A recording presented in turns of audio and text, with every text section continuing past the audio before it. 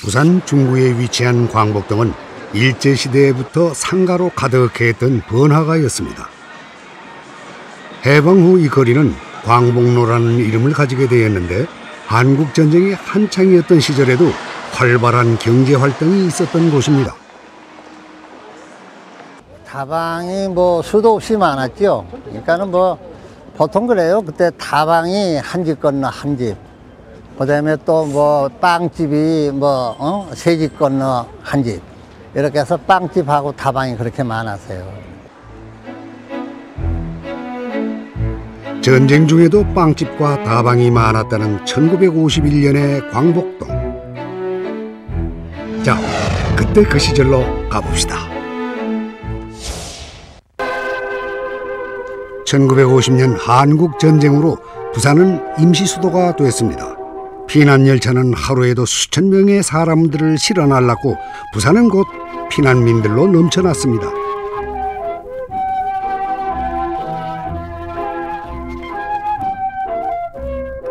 그 난리통 중에도 번듯했던 곳이 있었으니 그것이 바로 광복동 거리였습니다. 한쪽에선 목숨을 건 전쟁이 한창인데 또 한쪽에선 다방을 드나들었다니. 그렇다면 그 시절의 다방은 어땠는지 구경 한번 해볼까요?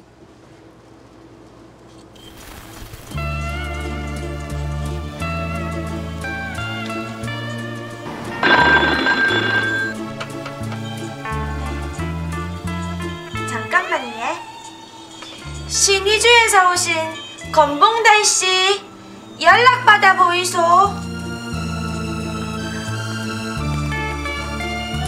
야, 너 판석이네. 무사했구나, 야. 네, 그래. 반갑다, 야. 아유, 반가워. 그때의 다방은 서로의 안부를 묻는 연락방이자 생사를 확인하는 만남의 장이었습니다. 물론 지금처럼 커피와 음악을 빼놓을 수는 없었죠. 부산에는 국회라든지 정부 강요들, 문화계 인사, 언론, 방송 모든 각계각층의 인사들이 전부 부산으로 모이게 되고 그 사람들은 또 서울에 두고 온 서울 지인들의 안부도 궁금하고 또 정세가 어떻게 돌아가는지에 대한 궁금증들을 풀기 위해서 그러한 정보를 교환하기 위해서 광복동의 다방으로 몰려들었던 것 같습니다. 부산이 임시 수도가 되면서 서울의 주요 기관과 시설들은 부산으로 모였습니다.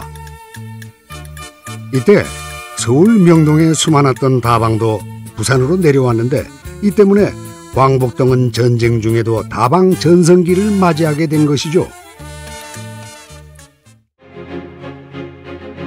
한국전쟁이 발발하면서 2배로 늘어난 광복동 다방에는 그만큼 많은 사람들이 드나들었습니다. 이들 중엔 부산으로 피난 온 소설가 김동리도 있었습니다.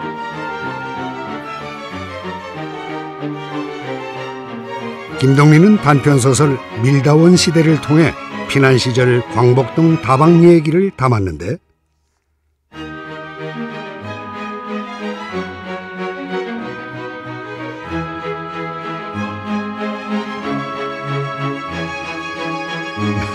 글 속에 묘사된 다방이 마치 눈앞에 그려지는 듯합니다.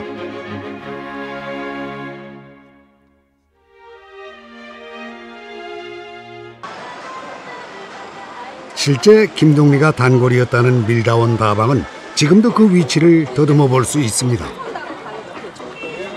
그러니까 서울 깍두기에서 이쪽에 당시 옛날 로얄 호텔이 맞은편에 있었고요. 여기 이 모서리에 여기 이쯤으로 추정하고 있습니다. 밀다원이 그 위치한 그 건물 1층에 당시에 문총, 그러니까 전국 문화단체 총연합회 부산 경남지부가 있었어요, 사무소가. 그러니까 당연히 그 당시에 이제 부산으로 피난을 왔던 서울의 문화예술인들이 가장 먼저 찾았던 곳, 그리고 또 가장 자주 들렸던 곳이 아마 밀다원이었던 것 같습니다. 높은 건물이 들어선 이곳에 그 당시 밀다원 다방이 있었다는군요.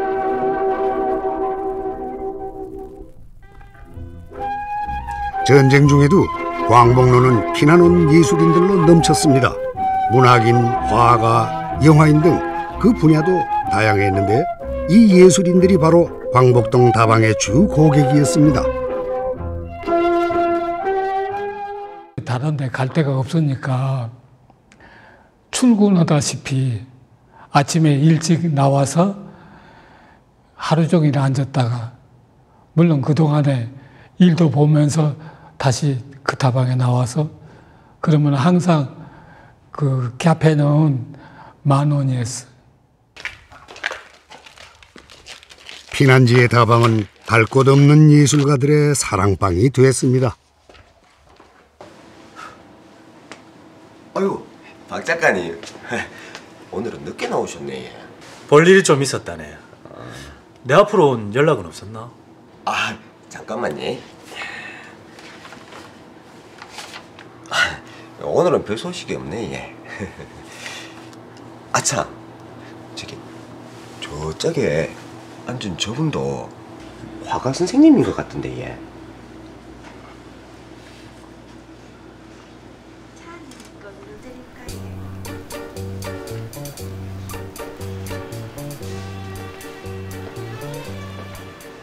이복의 중섭이 살아있었구만. 반갑네, 반가워. 자네는 여전히 훤칠하구만. 조선 발도 사람들은 강복동 다방에서 다 만난다더만. 그게 참말이었구만. 근데 자네 그건 어찌 살았나? 이리저리 부두에서 짐도 좀 나르고 했었지. 먹고 살려면 별 수 없지 않나. 그랬구만. 아, 자네 담배 가진 거 있나?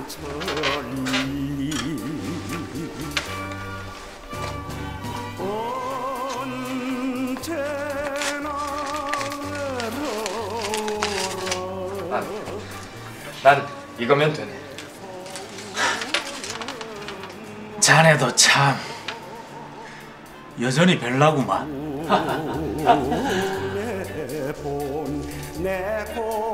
한국의 대표 화가 이중석 역시 광복동 다방에 앉아 그림을 그렸다고 합니다.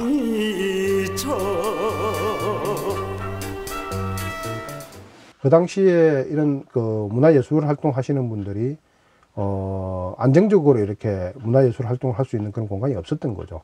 그리고 서로가 또 정보를 교환할 수 있는 자기들끼리 어떤 정보 공유 장소도 없었던 거고, 그러니 그런 것들을 어떻게 보면은 이 다방이 했다고 볼 수가 있는 겁니다.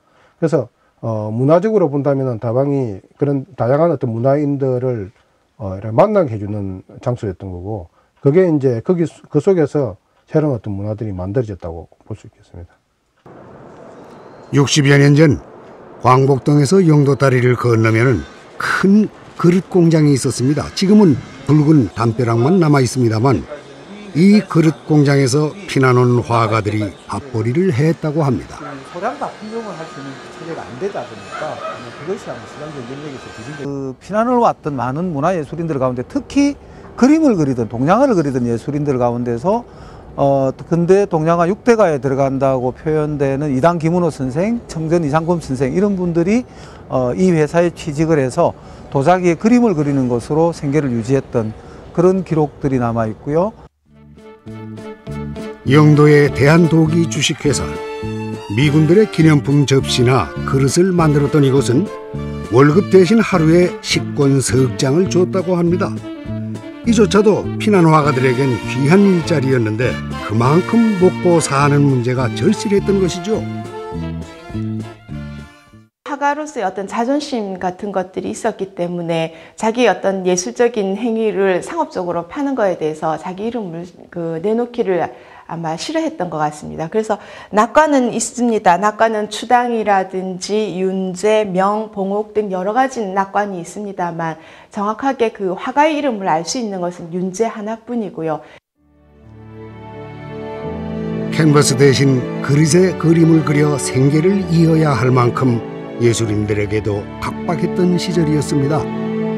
그들도 배고픔을 피해갈 수는 없었던 것이죠.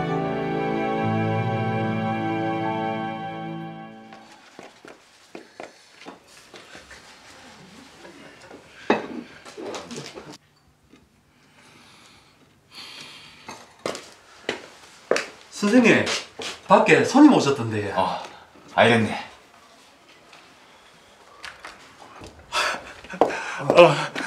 여기까지 웬일인가? 그냥 근처에 왔다가 자네 얼굴이나 보려고 들렀네. 자네 마침 잘 왔네. 여기 사장이 지금 공장에 와 있으니 내가 자네 앉힐 일자리 하나쯤은 마련해 줌세. 자, 들어가세. 아니, 난 괜찮네. 부두에 가면 일자리가 널렸는걸. 자네한테까지 민폐 끼치고 싶지 않아. 오늘은 그저 얼굴이나 보려고.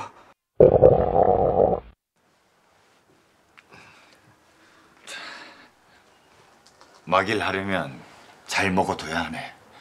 자, 이걸로 한 끼 식사라도 해결할게. 이런 거 받자고 여기까지 온 거 아닐세. 내가 그러고 싶어서 그러네. 난 일하러 감세.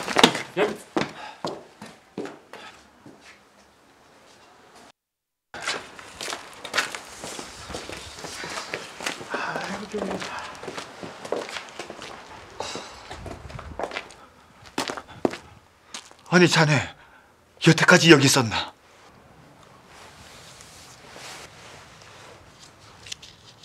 아니 이건 내가 자네에게 줬지 않는가? 내가 이 식권을 써버리면 자네가 오늘 굶어야 하지 않는가. 난 하도 굶어서 이제 견딜만 하다네. 중섭이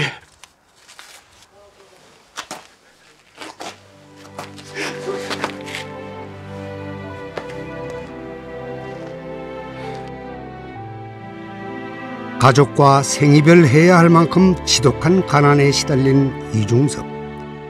부두노동으로 근근히 생계를 이어갔지만 넘쳐났던 피난민들 틈에선 그조차도 하늘의 별 따기였습니다. 하루에 한 끼라도 먹을 수 있으면 그건 운이 좋은 날이었죠. 돈이 없어 그림과 빵을 맞바꿔야 할 만큼 이중섭의 부산 피난 시절은 고통의 나날이었습니다. 둥그러는 속에 고물이 없는 주문만원 빵을 파는데 그게 점심 식사인데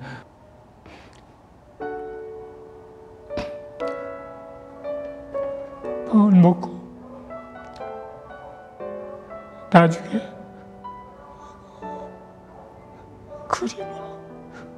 그림을 갖다 줬는데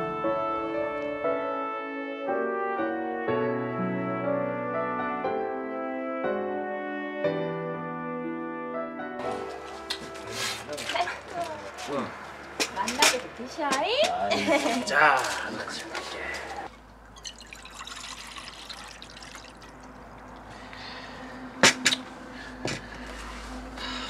염수 자네 요즘 작품은 하고 있는 겐가?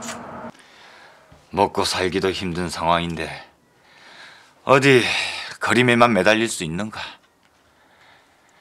전쟁이 빨리 끝나기를 기다릴 수밖에.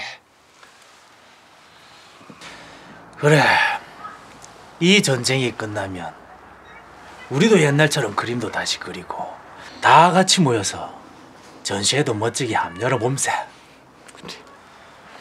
그림쟁이가 그림 그리는데 시대가 어딨나. 붓이 분질러지면 손가락으로, 종이가 없어지면 흙바닥에라도 그림을 그리는 게 그게 바로 그림쟁이야. 그래, 중섭이 자네 말이 맞네. 응? 자, 한 잔들 하세. 오메 이 화상들. 허건 날 여러 그럼 술만 처먹지 말고 안주도 좀 시켜 먹고 그러란께. 자고로 요 목구멍에 기름이 잘잘 흘러야 술도 흐물나게 만나는 법이지. 우린 이 술만 있으면 됩니다. 자. 오늘 술값은 누가 계산하는겨?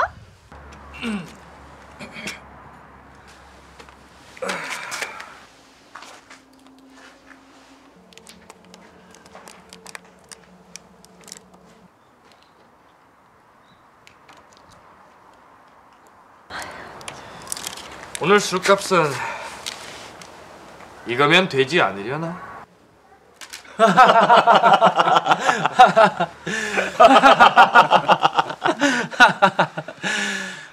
지금은 이래봬도 나중에 돈이 꽤 될지 누가 알겠어.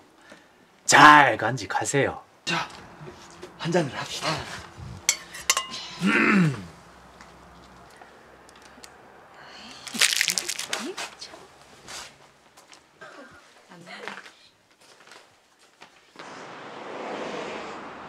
이중섭의 피난 시절 작품은 부산 시립미술관에서도 볼 수 있습니다. 종이 구할 돈조차 없었던 이중섭의 도화지는 주로 담뱃갑의 은박지였습니다. 녹슨 못으로 담배 종이를 긁어 그린 그림은 은지화라 불리는 작품으로 남았습니다. 소와 아이들을 즐겨 그린 이중섭의 작품 활동은 힘겨운 피난 생활 중에도 계속됐습니다. 전쟁이라는 고통의 시간도 예술인들의 창작 욕구를 꺾을 수는 없었죠.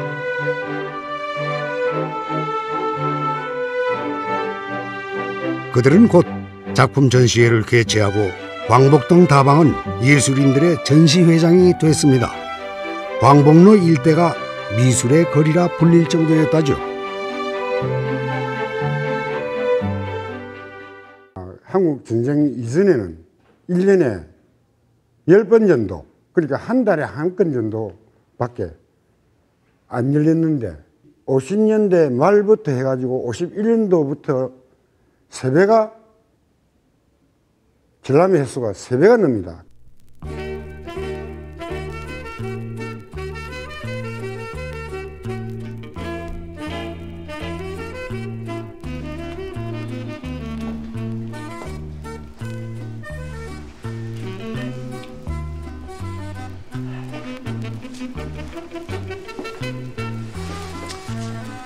고맙소. 주인장만이 아니었다면 우리가 이런 전시회를 어디서 열 수나 있었겠나. 아닙니다 선생님. 제가 다 영광이지. 이 피난 온 작가님들하고 우리 부산의 토백이 작가님들이 이렇게 다 같이 모일 수 있는 것만 해도 저는 그저 감개가 무량할까.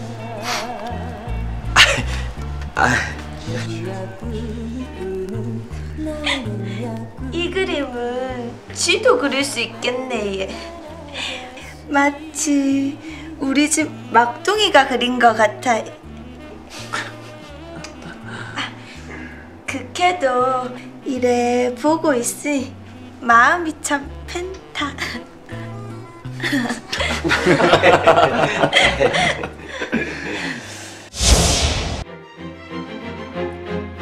광복동 다방을 중심으로 이루어진 피난 예술인들의 활동은 부산 예술계에도 강한 자극제로 작용했습니다. 이는 부산 최초의 미술 동인회인 토벽이 생겨난 계기가 됐죠.